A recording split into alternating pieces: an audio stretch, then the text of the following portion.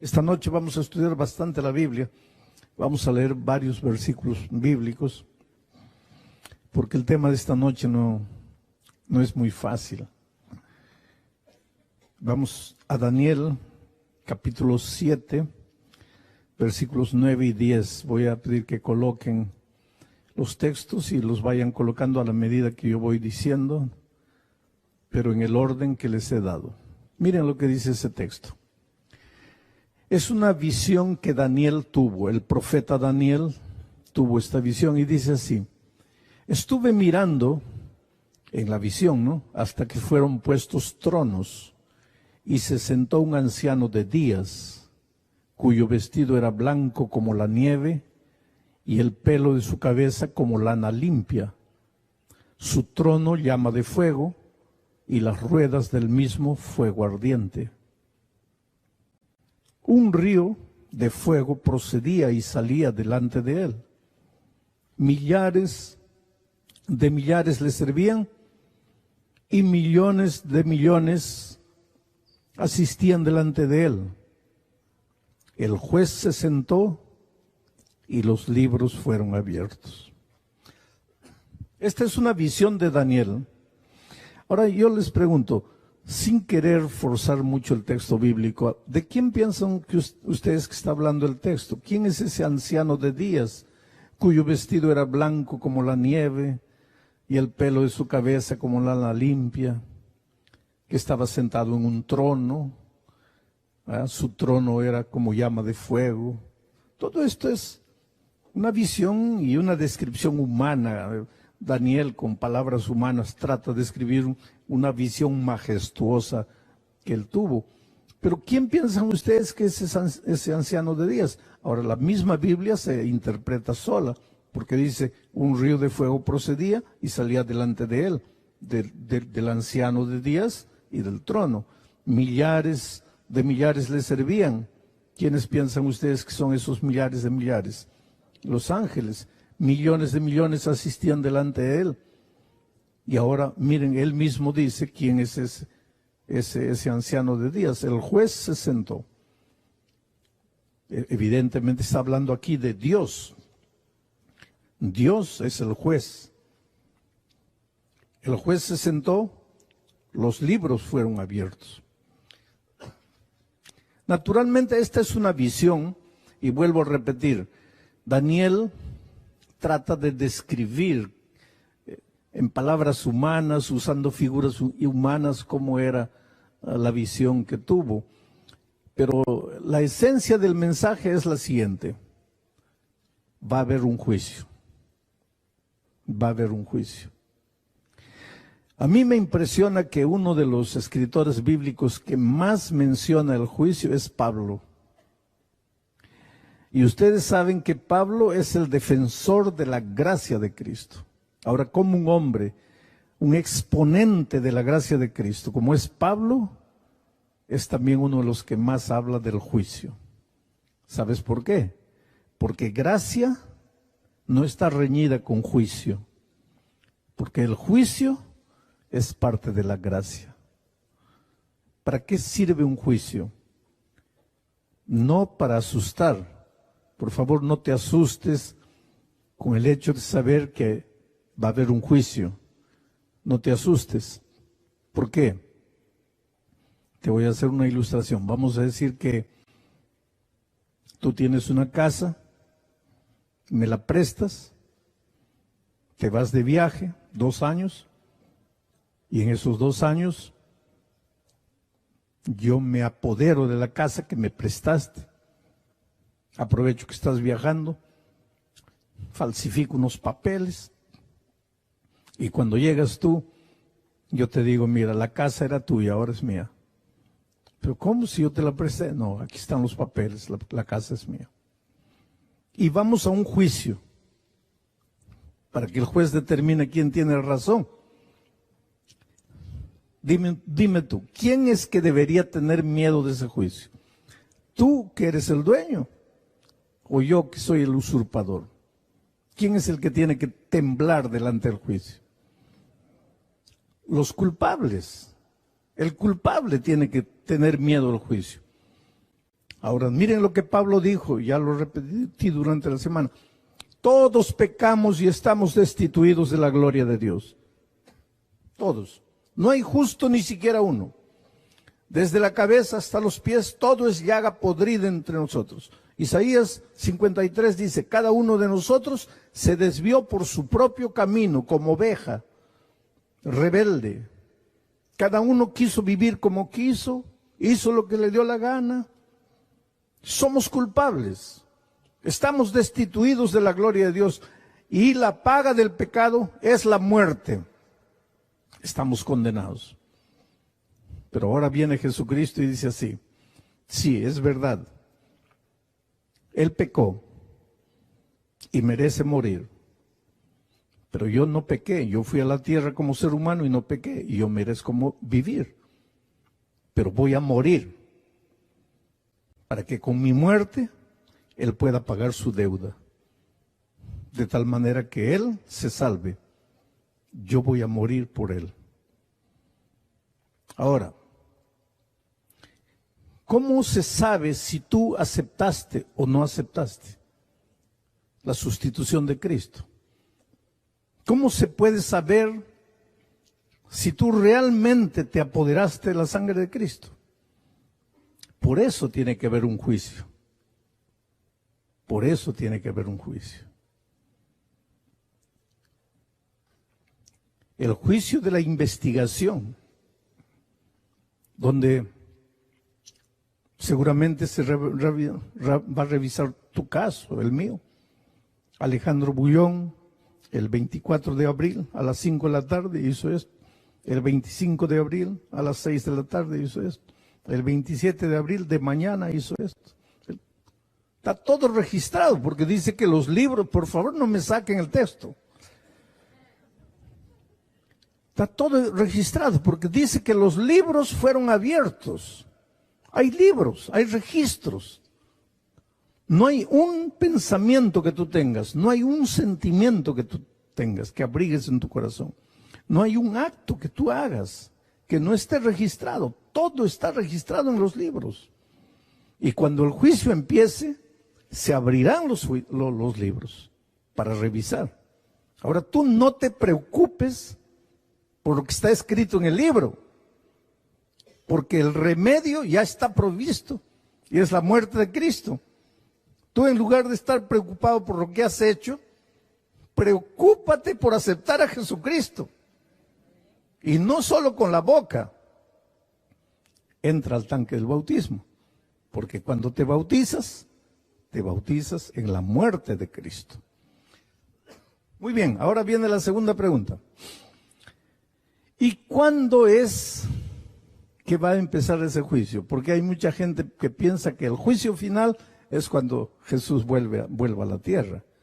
Pero recuérdate una cosa, que cuando Jesús vuelva a la tierra, Él viene ya trayendo el galardón.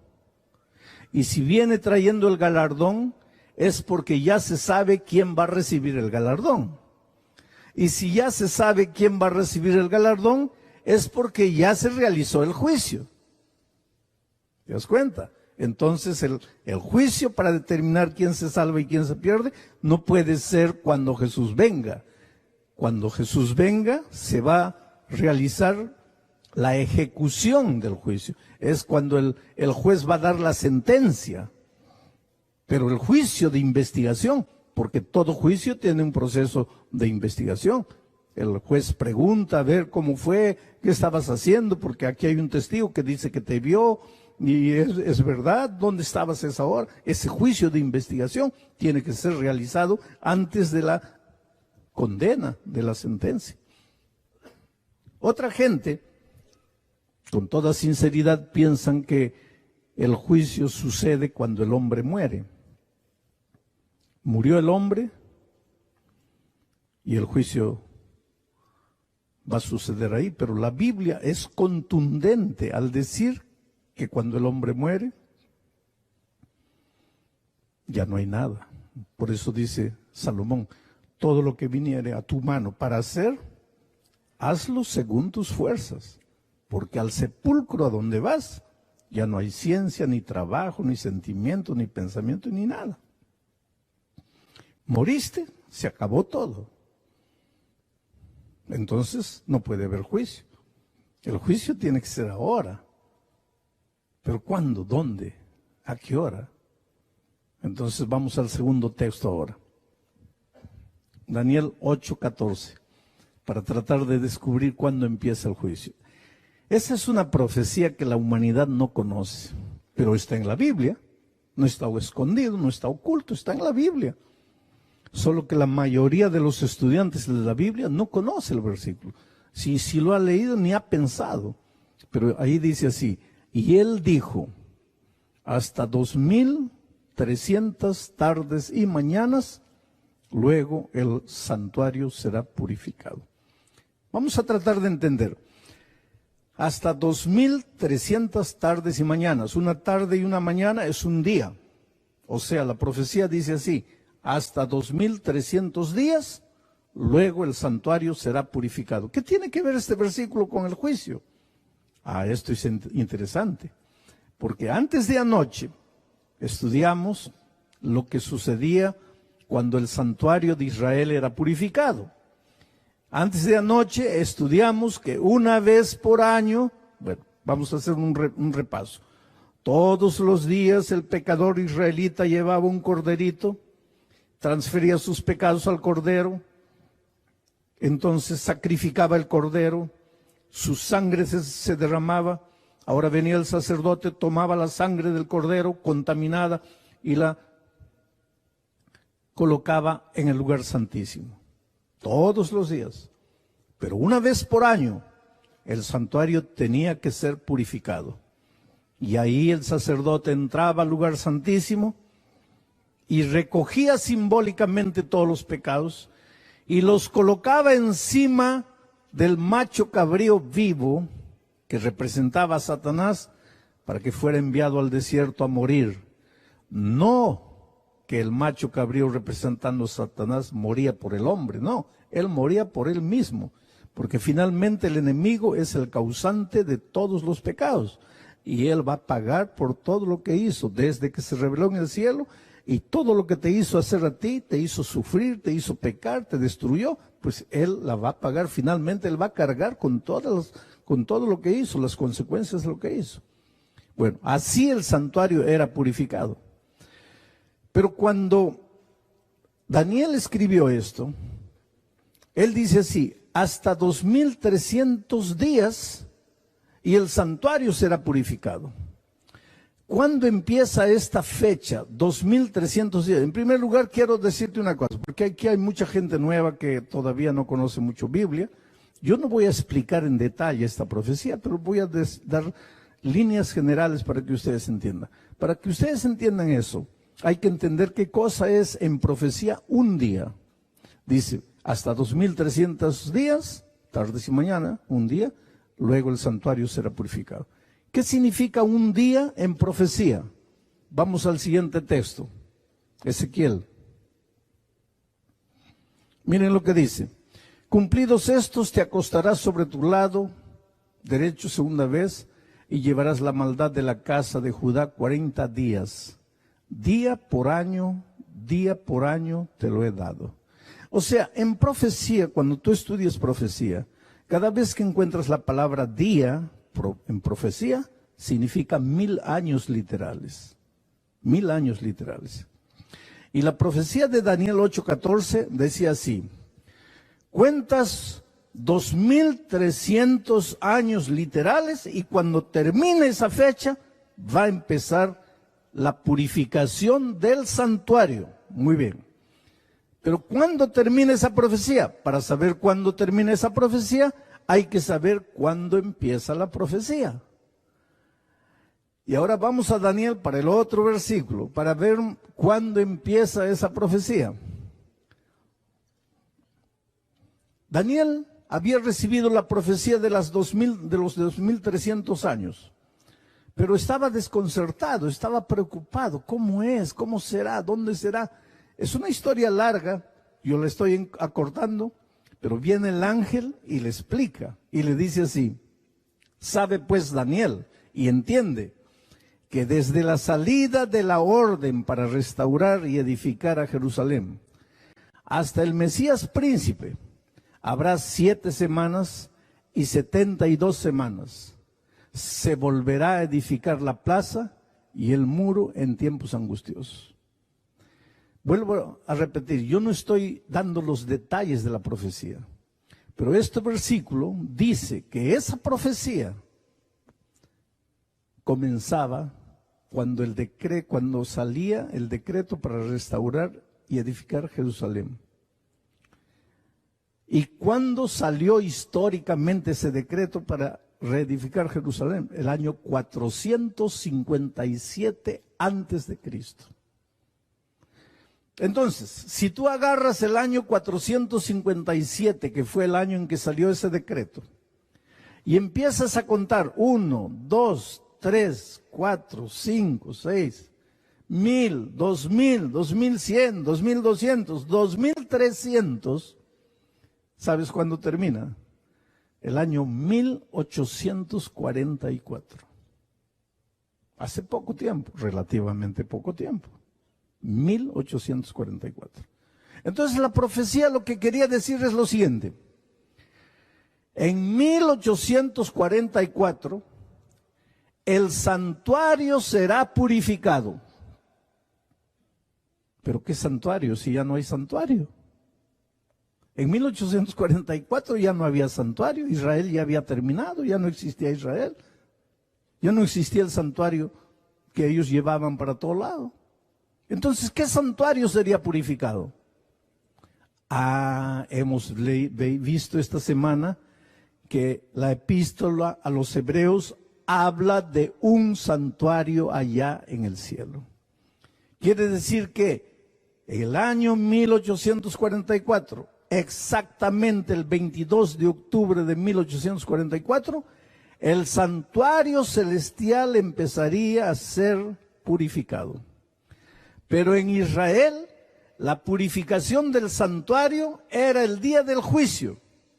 Por lo tanto, el 22 de octubre de 1844, allá en el cielo, empezó la purificación del santuario celestial, empezó el día del juicio.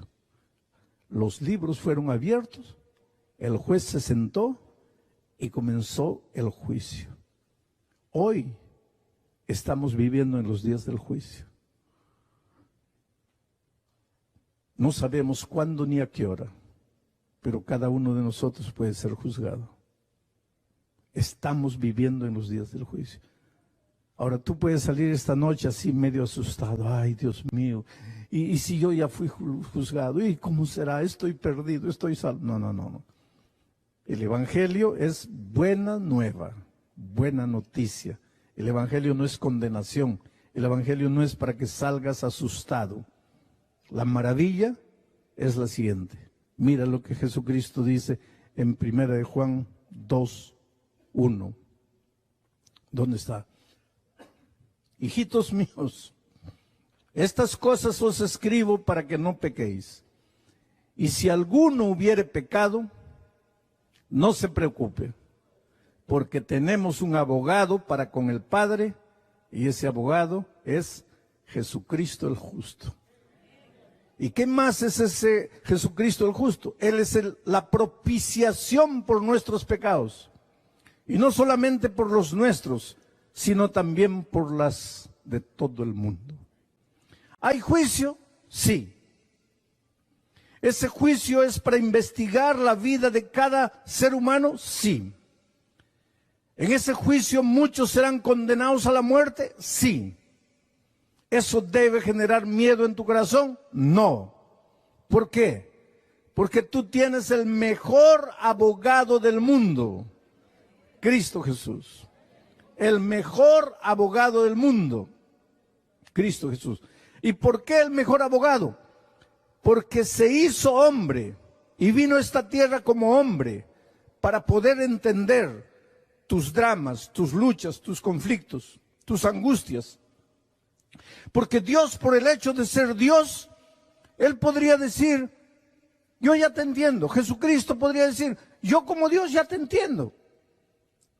Pero tú en algún momento, llevado por tu flaqueza humana, podrías pensar así, Sí, Señor, está bien, eres Dios, ¿me entiendes? Pero en realidad, ¿cómo me vas a entender si yo soy hombre y tú eres Dios? Entonces, para que tú nunca tengas ese argumento, ¿qué hizo Jesús? Se hizo hombre y vino a la tierra y fue tentado en todo. El otro día alguien me decía, usted no sabe lo que es ser un hijo que no conoció a su padre. Usted no sabe lo que es de niño andar en el barrio y que todos se burlen porque no conocía a mi padre. Tal vez yo no entienda, porque conocía a mi padre y a mi madre. Pero Jesucristo con toda seguridad sí te entiende. ¿Y sabes por qué? Yo no sé, hay cosas que nosotros leemos y leemos como si fuera una cosa normal.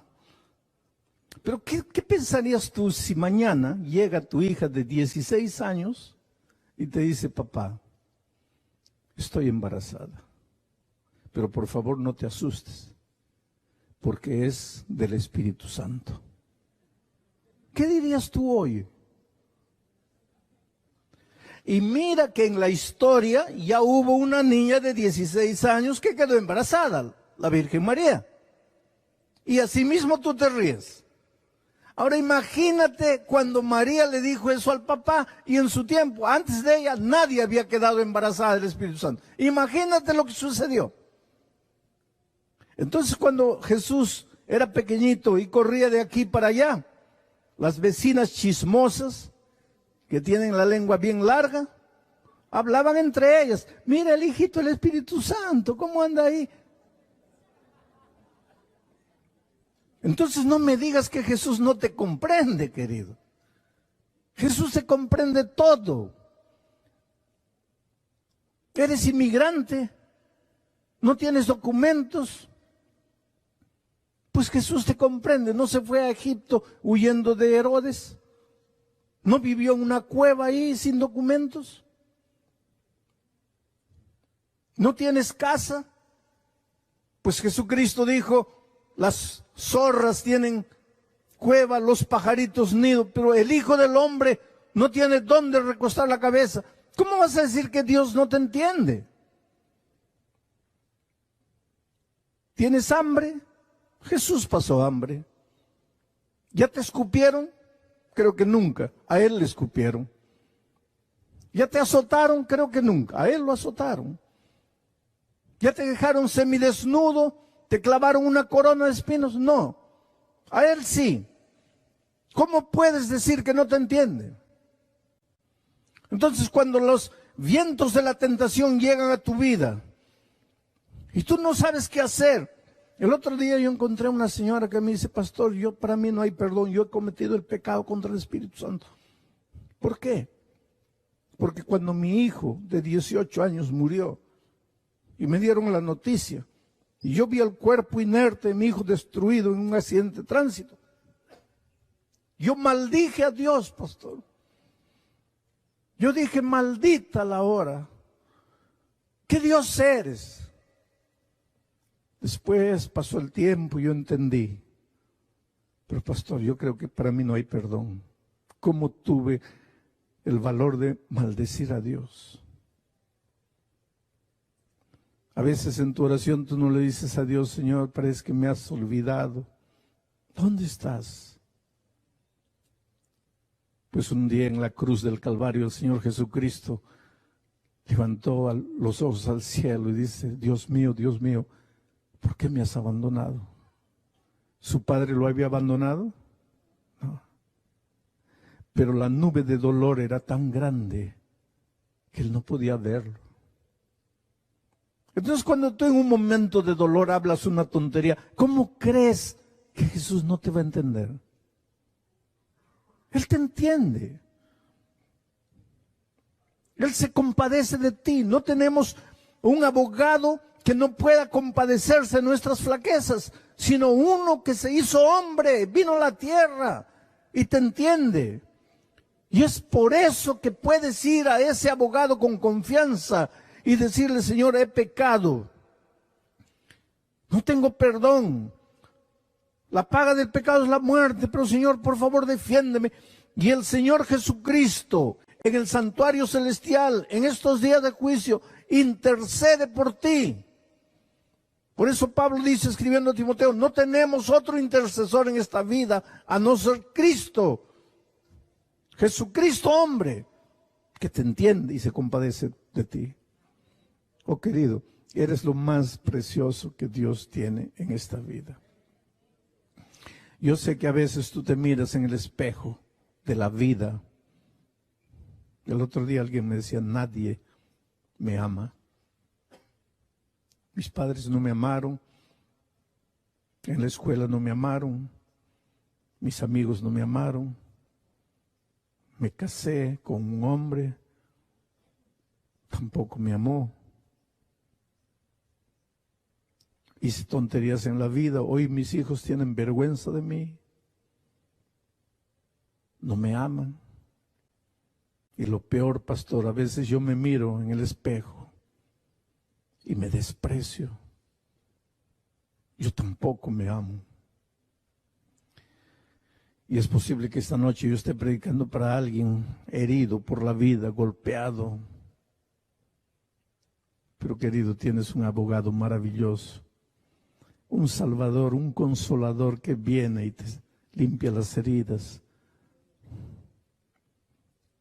Qué maravilloso es Jesús, que cuando entra no viene y te cura por fuera, te cura por dentro, porque las heridas más peligrosas no son las heridas de afuera, son las heridas de adentro.